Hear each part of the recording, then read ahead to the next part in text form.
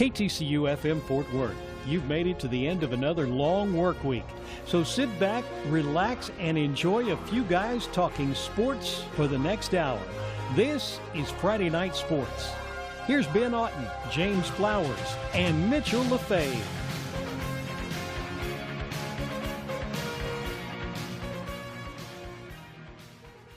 What's up, guys, and welcome to Friday Night Sports. I'm Ben Otten, and alongside me are James Flowers and Mitchell LaFave. Baseball season's wrapped up after a thrilling 7-game series between Houston and LA. We'll discuss that later in the show, but let's start with a recap of Week 10 in college football. Obviously, the first college football playoff rankings just came out, and let's take a look back at some big games over the weekend before we get into those rankings. And we'll start with the biggest one of the weekend, arguably. Number 2, Penn State went on the road to the Horseshoe to take on number 6, Ohio State. Nittany Lions led by 15 in the fourth quarter, but ended up falling to Ohio State by a score of 39-38. A dramatic comeback by Ohio State. Head coach Urban Meyer said this might be one of his biggest wins of his career. Do you guys agree with that? You're not on.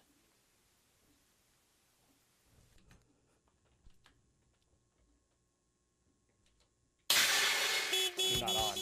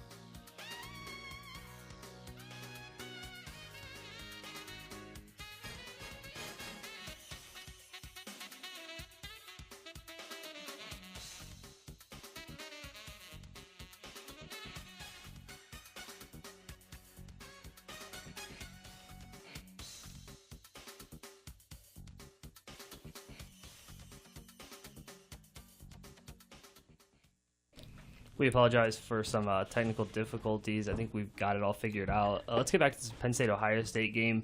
Like I said before, Urban Meyer said this might be the biggest win of his career. Do you guys agree with that? I mean, I don't know if I would say necessarily his biggest win of his career. I mean, he's won 3 national championships. I would say probably his first one, I would say he probably thought his biggest win was one of his most important wins for sure, but I don't think I would say it's his biggest win of his career. Yeah, I agree. I don't think this is the biggest win of his career, like he said, but it certainly is one of his biggest. I think Ohio State was counted out for the national championship conversation after their loss to Oklahoma.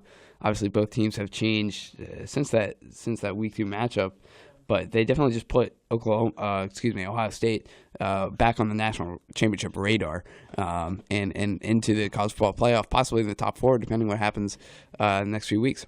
Yeah, they really put themselves in the driver's seat of the Big Ten, which I think was Ohio State's goal. You know, that side of the bracket, or that side of the Big Ten with Penn State, Michigan State, Michigan, all of them. It's so top-loaded and so tough to get to that Big 12 title game. It's a big-time win for Ohio State.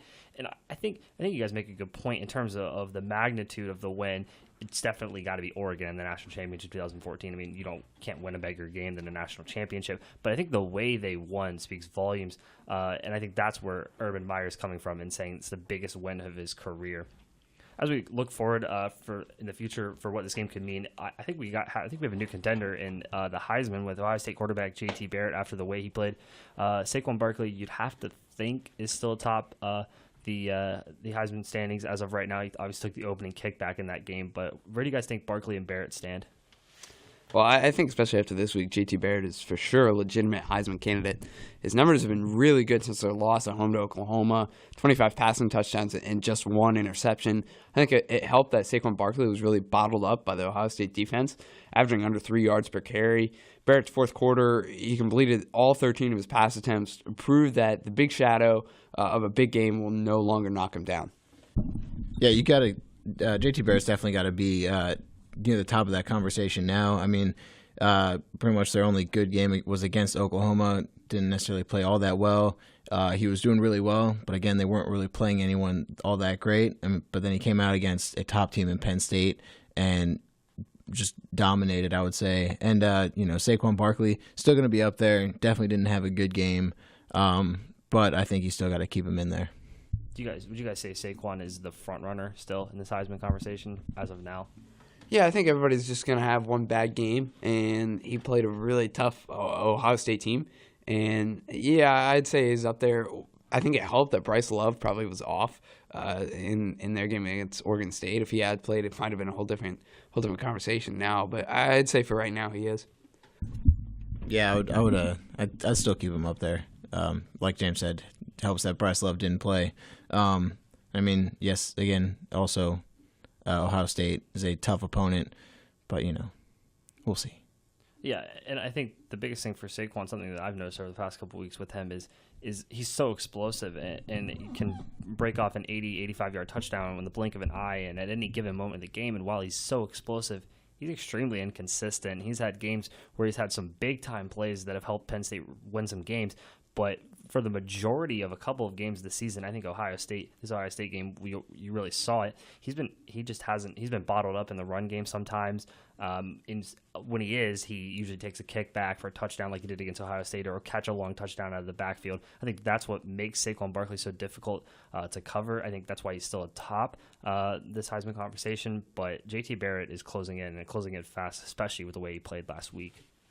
Yeah, I think you make a good point, especially with Saquon Barkley. He's not just a running threat. He's a threat on the special teams. He's a threat out of the backfield in the passing game.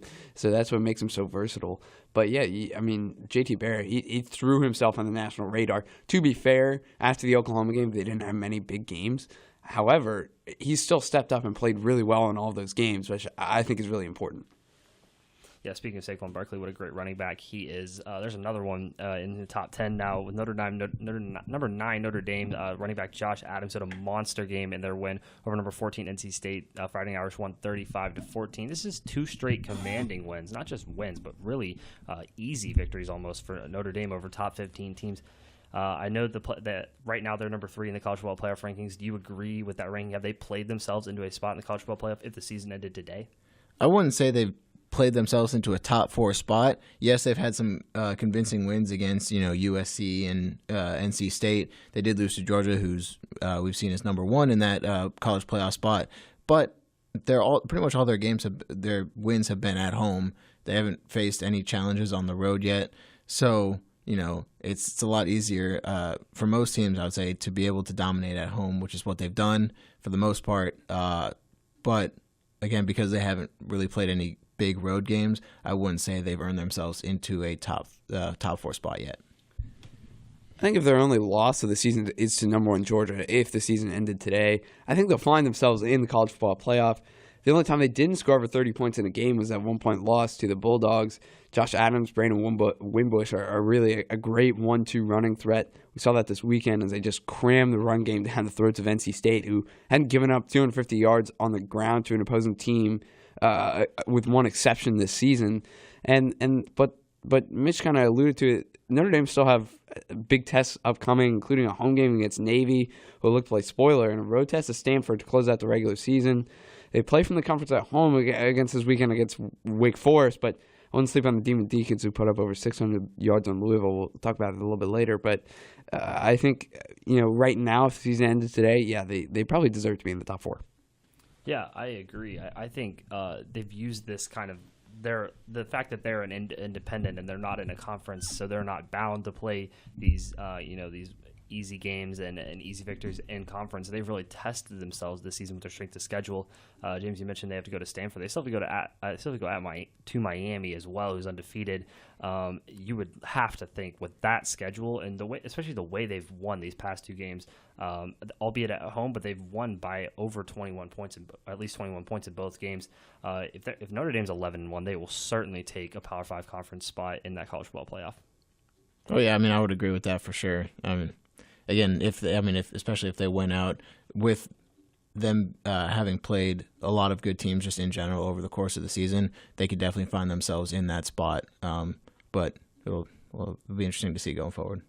Yeah, Notre Dame obviously making that big leap from number 9 in last week's AP poll all the way up to number 3 in the college football playoff poll coming out this past Tuesday. The same cannot be said for Oklahoma State, who stayed at number 11 despite a road victory in West Virginia. The number 22 ranked Mountaineers were down by Oklahoma State 50-39. Like I said, they stayed at 11 despite the win. Do you guys agree with that? Yeah, I do disagree a little bit. The two teams who I think really should be behind Oklahoma State are Miami and Wisconsin. Those are two undefeated teams. However, neither team has a win over a top 25 opponent, and I think it's going to be a rude awakening for Miami this weekend against Virginia Tech.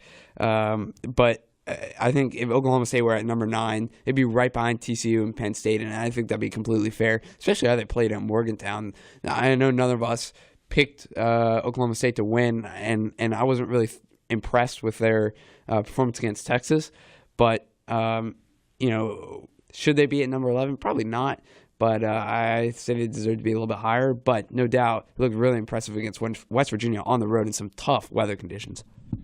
Oh yeah, I mean they came out a lot better than they did the week before against Texas, and like James mentioned, it's a little unfair that they're put behind Wisconsin and Miami, who while they are undefeated, have not played really anyone good. Miami's also had a couple close games, one of them against Georgia Tech at home. So yeah, I would put if I was there, I would put them up behind TCU at number 9. Just because we beat them on the road. But yeah. Yeah, and for me, something I looked at was how weird it was that, the past couple of years, something that the College Football Playoff Committee has always kind of shown is that they don't really favor the Big 12 all that much, and they usually let the Big 12 beat each other up, and then that ultimately keeps a Big 12 team from being represented in the Final Four.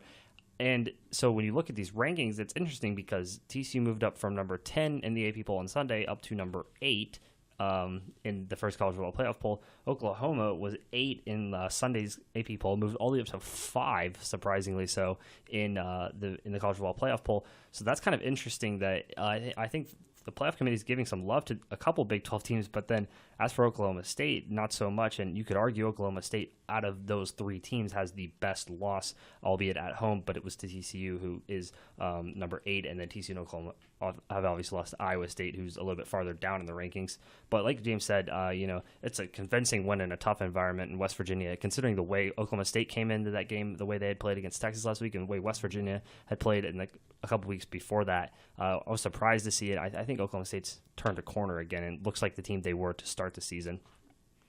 And finally, some pretty surprising upsets, I guess you could say, at the back end of the top 25 this past weekend. Number 15 Washington State goes to Arizona, loses 58-37. Number 16 Michigan State goes to Northwestern, loses 39-31 in a triple overtime affair. And number 17 USF ends their unbeaten season as they lost at home to Houston by a score of 28-24. Out of those 3 games, guys, which of those was the most surprising to you?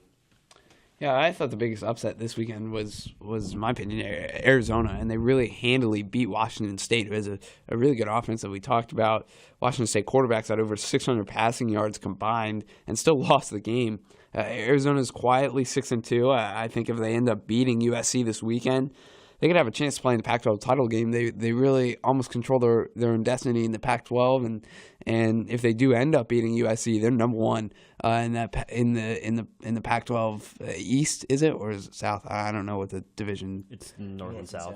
Okay, so it'd be Pac-12 South. Yeah. So they've got a really good chance right now, and I believe Rich Rodriguez is still there, and really has found themselves in the top 25 this week at number 25. Yeah, it's quite surprising because they've had a quarterback change, and Khalil Tate has been a machine, not just throwing the ball, but especially running the ball for Arizona.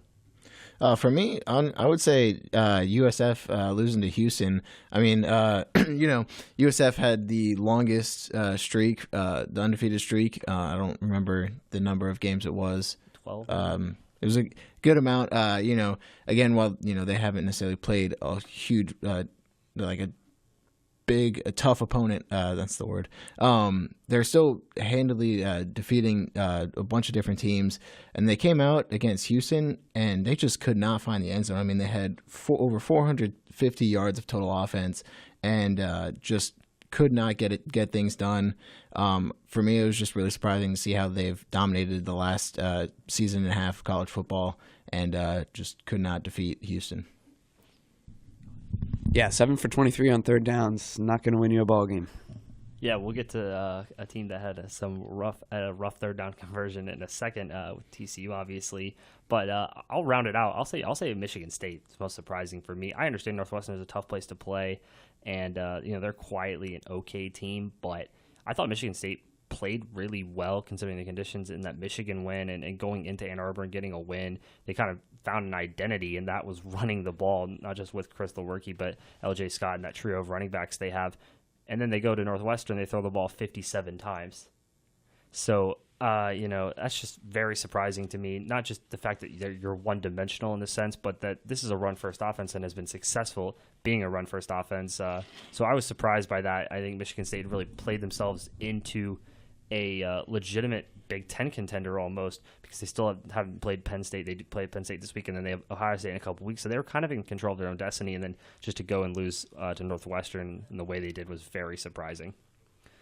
Let's move on to college football playoff rankings. We talked about it a little bit. I'll give you a rundown of the top 8. Number 1, Georgia. Alabama comes in at 2. Notre Dame 3. Clemson 4. Oklahoma 5. Ohio State 6. Penn State 7. And TCU at 8.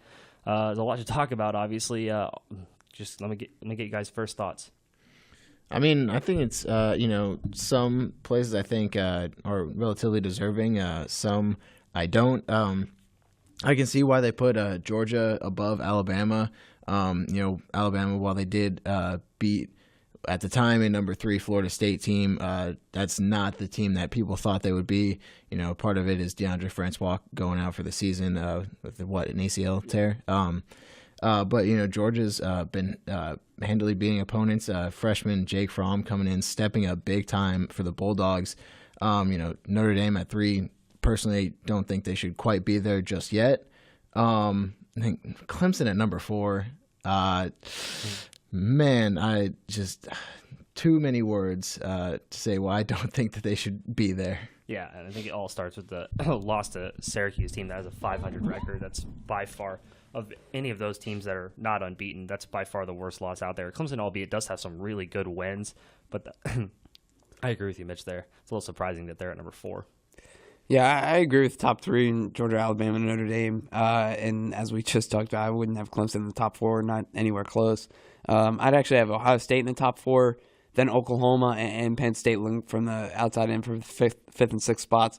I know Oklahoma beat Ohio State, and that was early on in the season. They're kind of different teams now and now and then, and I think that should really play a part into the committee's thought.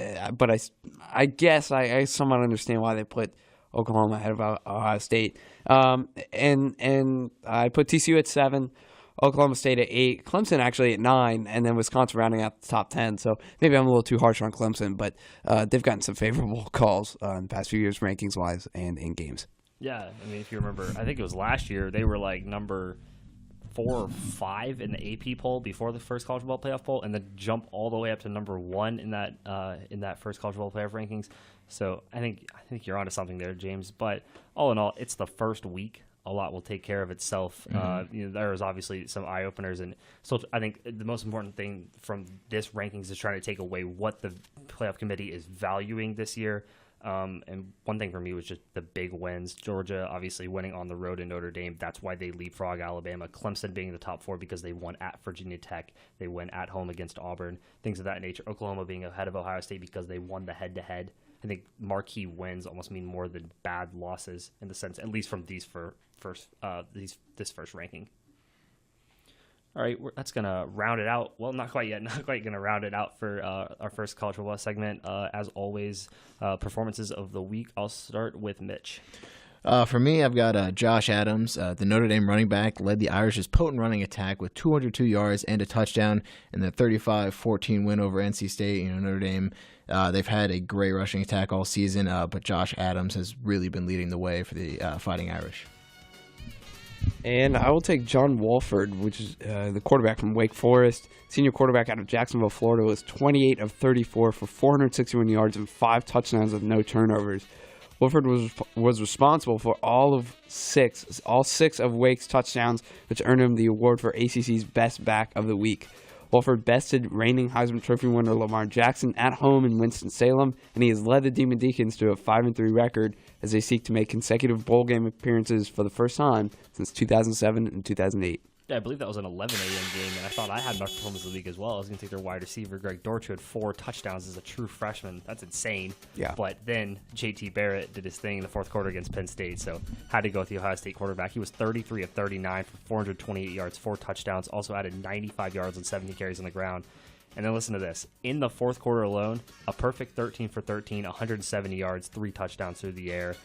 Just did a great job of leading Ohio State. Obviously, he's a senior, showed that leadership in overcoming a 15-point deficit in the final quarter. I think me and Mitch last week questioned his big game ability, and rightfully so, because since his freshman year, he's not looked good in big games. Obviously, think of Oklahoma earlier in the year. Ohio State's only loss, and JT proved us wrong last week. Had a great game. And Ohio State's quietly in the driver's seat of the Big Ten now with that win over Penn State, but they go to Iowa this weekend, which is a tough place to play. They almost knocked off Penn State earlier this year, so Ohio State better not be on a hangover alert, or else they could very well get upset by the Hawkeyes. And we're going to keep it right here since we have a shortened show with TCU soccer coming up at 6:45. Speaking of Iowa, the other team in the state of Iowa, the Cyclones, they welcomed number 4 TCU, number 4 TCU to town, who was unbeaten, and the Cyclones did it again. They knocked off a top 5 team for the second time this year, and I think we can blame this loss on the team as a whole, but because of as much of the team sport it is, it's tough to blame the loss on one guy, but you have to pin some of it on Kenny Hill. Would you guys agree? Yeah, I totally agree. Not a great day from Kenny Hill. I know this is one game he'd like to forget. I mean, the Horned Frogs had the chance to score at least twice in the second half. They got in the red zone at least twice. And when you get in the red zone, you have to score. That's really the bottom line. The interception was really a horrible throw from Kenny Hill, well over the head of the receiver.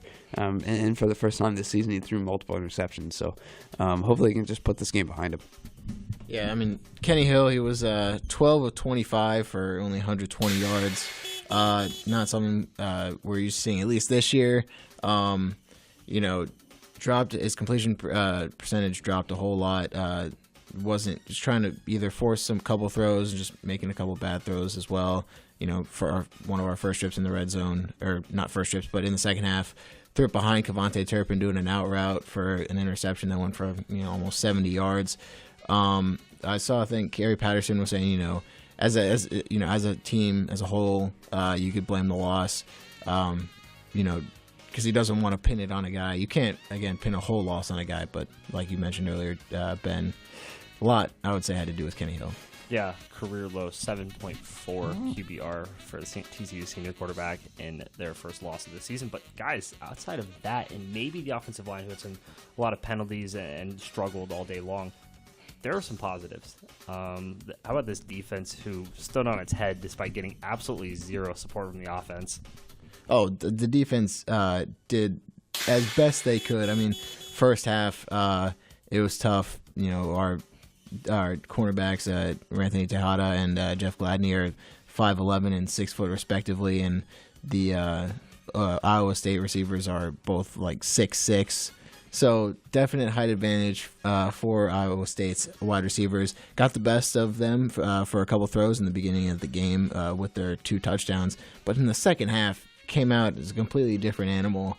Allowed, I think, only 40 yards of total offense from Iowa State in the second half. Did as best they could, but the TCU offense just did not show up to play. Yeah, there's really a lot of hype for Kyle Kemp going into this game, and he gained a lot of steam over the past few weeks, especially with his win over Oklahoma. He was okay this weekend. I don't think he was great. Completed 60% of his passes through an interception, and he was good, but wasn't that good. And that's really a testament to how disruptive this Horned Frogs defense can be, and really was, especially in the second half. Kemp did nothing in the second half and gave TCU the chance to open the door, take a win away from the Cyclones. I thought they changed some things up in the second half that worked really well, obviously, covering those big receivers. I think there were a couple of rough throws from Kemp, but really a lot of credit to the TCU defense. Yeah, for just keeping the Horned Frogs in it and giving Kenny Hill and that offense a chance all the way until until the TCU's final drive of the game. A couple other positives: special teams. Kavonte Turpin, 94-yard kickoff return for a touchdown to open the second half, the only source of points for TCU in this game. And Adam Nunez continues to be a really good punter, very reliable. I think that certainly helps this offense. Not so much that you want to rely on your punter for your offense, but it's good to have because I think especially last year he struggled a little bit. He seems to have turned it around. John Diarse, TCU's wide receiver, on Twitter Sunday in a tweet said, "quote unquote, we needed it." I know me and James talked about it a little bit when it happened. Do you guys agree with that? And if not, what's the biggest positive you can take away from this game? Because I think Diarse, more than anything else, is trying to stay positive. Well, as a fan, I certainly say, no, they didn't need this. If you'd gone undefeated, it would have not been complaining. But, I guess from where he's coming from, it humbled him a little bit. I guess that could be a source of motivation, too. Especially for next season when Iowa State will come here. So I guess there's a couple of sides to that, but just where he's coming from, humble him a little bit, knock him down, and as Gary Patterson has said, especially this entire season, they play a lot better when they're the underdog, and I think this loss to Iowa State really kind of made them an underdog in a couple of games coming up. But ultimately we'll just have to see. Yeah, I like the way you put it, James. Obviously, as a fan, you don't want to say no. We did not need that. Again, we want to go undefeated, want to win the whole thing out. But again, it'll definitely. It's I would say not good experience, but it's an experience that some of this team needed. They needed to know defeat. Sometimes you got to go through failure to know what success is, and not saying it makes it impossible to get what their goal is, but it's going to be an uphill climb. But I think TCU can do it. Yeah, I think what he says definitely has some meaning behind it, and it should certainly help not just Diarse but this entire team. That being said, there is absolutely zero room for error now, because if you lose another one, playoff chances go out the door. And I think that at this point now in the season, you would have to say that's this team's goal, is to be in that college football playoff Final Four. Let's move on to some baseball. Obviously, the Houston Astros, Los Angeles Dodgers went at it for a pretty intriguing 7-game series. Houston obviously coming out on top 4-3 with a 5-1 win in Game 7. But I want to go back to probably I don't know why I say undoubtedly the most exciting game of the series in Game 5 in Houston. The Astros won 13-12 in 10 innings to take a 3-2 lead back to LA. Certainly the best game of the series, best World Series game, guys. Ooh, I don't know about that. I guess if you like offense, then yeah, that's probably one of the best games. There's a lot of games. I think we might have debated it last week a little bit, what games were better, but certainly the best game of the series, and I think it was good for the game of baseball. There's sometimes when baseball needs a pitching duel in a big game, but I think to draw some attention, especially on a Sunday night, got higher ratings than Sunday night football, which is, you don't see that very often. So first time in a long time. Yeah, and I think it was really good to bring some hype to the World Series, made the national news, and well, it wasn't the most exciting. I'm not sure about that, but it was certainly a fun one to watch. Yeah, it was a very fun game to watch, albeit a very long game to watch. went well into the night. 5 hours and 17 minutes. It's one of those games that a lot of people like to see, especially if people are big fans of offense. I mean, game was just constantly back and forth. When the Astros took a big lead, going into the 5th inning, but then the Dodgers came back, and the Astros came right back, and then Dodgers down 3 in the top of the 9th, able to come back from that. It was a very exciting game, back and forth. It's what a lot of people like to see. Yeah, and it was very surprising to see because going into it, both teams have their ace going. Clayton Kershaw for LA, Dallas Keuchel for Houston. We thought it'd be a pitcher's duel. It was not. The Dodgers get 3 off Keuchel in the top of the 1st. For me, the big as much of those like seesaw affairs and back and forth, LA answering Houston runs, Houston answering LA runs. The biggest play of the game for me was in the bottom of the 4th when Yuli Gurriel hits a game-tying 3-run home run off Kershaw in the 4th inning to tie the game at 4. I think when it was 4-0 LA, and at that point in the game, I don't think many people thought Houston could score 4 runs off Clayton Kershaw, just considering the way he pitched in game 1. And then when Houston's able to tie it in that fashion, I think that's kind of what really set the table and made this a really exciting game. On that note, we'll kind of try to kind of quick here, but there's been a lot of talk in baseball about the MLB possibly juicing the baseballs. Players from both sides said they felt the baseballs were a little slick. Do you guys think the MLB could be juicing baseballs? I mean, I could say there's definitely a possibility. Like you mentioned, pitchers were saying the balls were a lot slicker. There's some numbers. Darvish lost like an inch of movement on his slider, which is arguably one of the filthiest pitches in the league. McCullers, a pitcher who throws predominantly curveballs, could feel a difference between a regular season ball and a World Series ball. And you could say MLB wanted to try and draw more of an audience, try and get some more offense, which, I guess if you like to see more people watching the game, yes, but just the way baseball is meant to be played, I think that is what should be drawing people, not necessarily just a ton of offense. Yeah, I most certainly think it's a possibility. I'm such a big baseball fan. I don't want to think like that, but I think in order to be realistic, we have to leave the door open for that. I know Justin Verlander said that his slider really wasn't working, so he had to bail on it. Which, and we'd seen how well he pitched in the World Series. Period.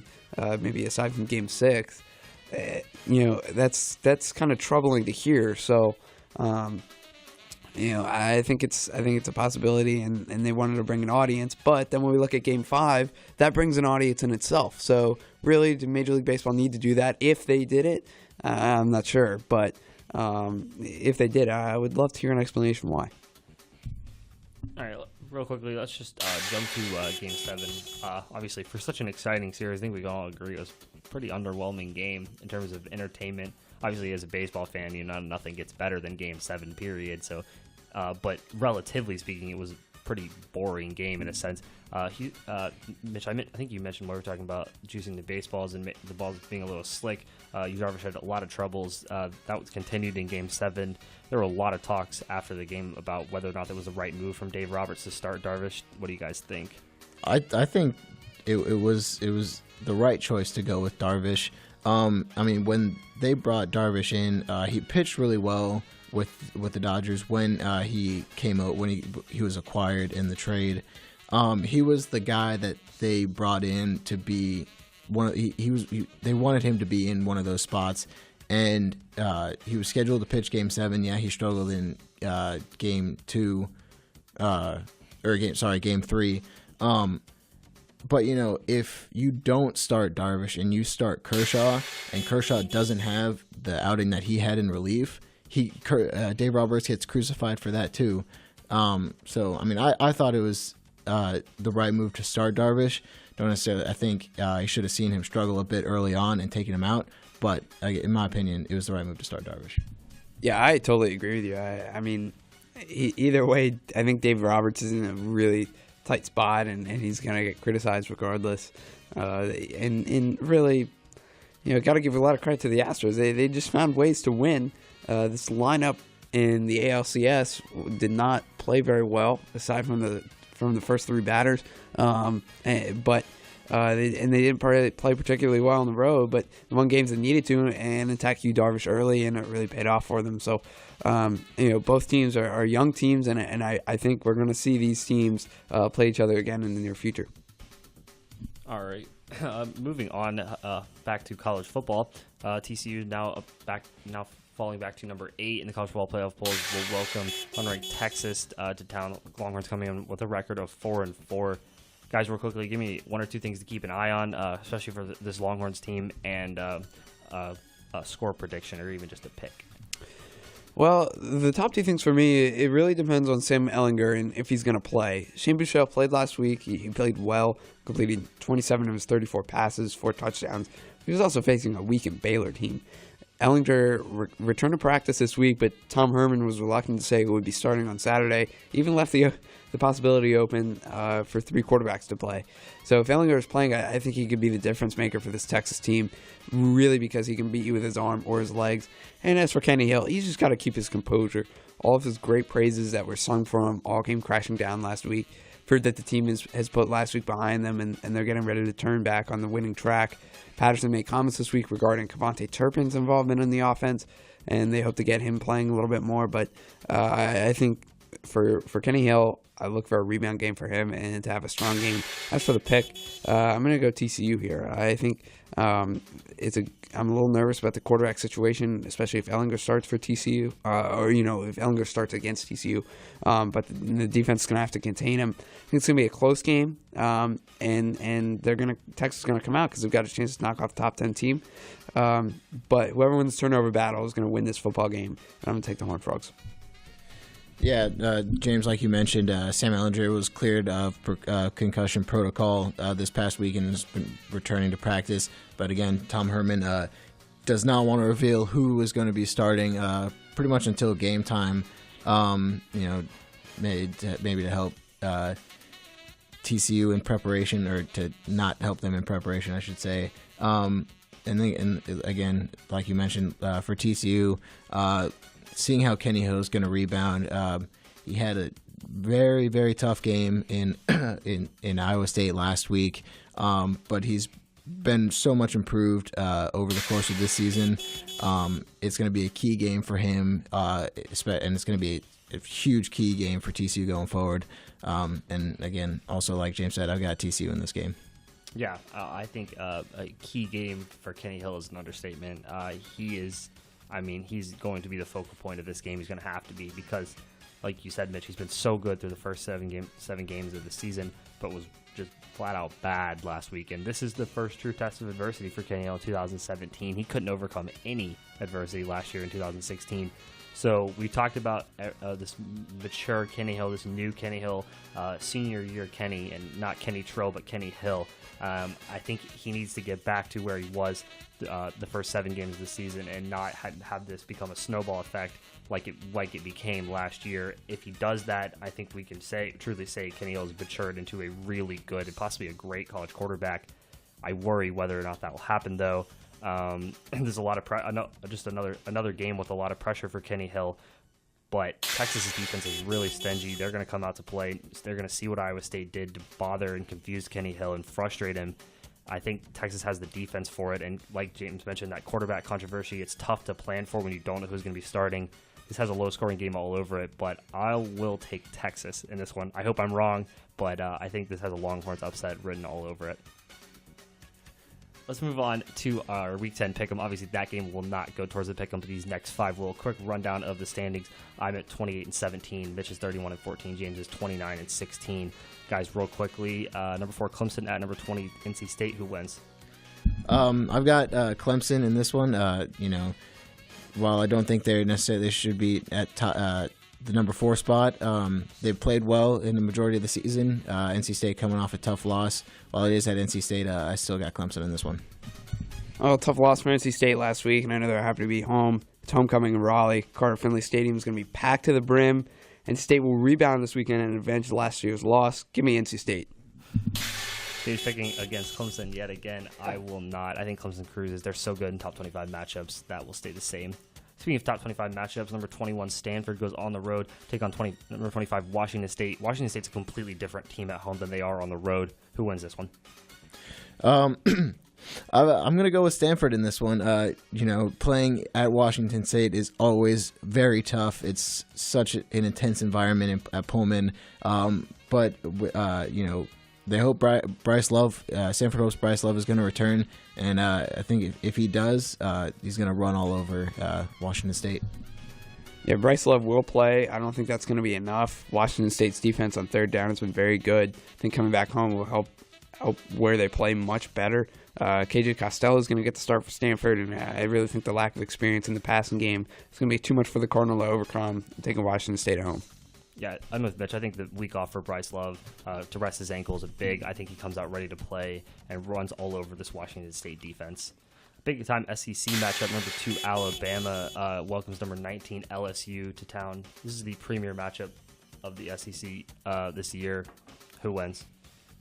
I've got Alabama in this one. LSU they've done a good job rebounding from their loss at home against Troy. But I mean Alabama, they're Alabama. They're very good. They don't turn the ball over, and they're one of the stingiest defenses. I've got the Crimson Tide. Yeah, Darius Geis became the first player in SEC history to rush for 250 yards or more yards in 3 different games during his career. I don't think he's going to have that much success against the Alabama front seven. Alabama's got a strong rushing attack, but Jalen Hurts is not a great passer, something Nick Saban addressed at halftime against Tennessee a couple of weeks ago. The Alabama defense may be one of the best in the country, and for that reason, I'll take the Crimson Tide at home. Okay, guys, real quickly, just tell me who's going to win, Miami, Virginia Tech. Virginia Tech. Taking the Hokies as well. And then Oklahoma State. I got the Sooners. Go Pokes.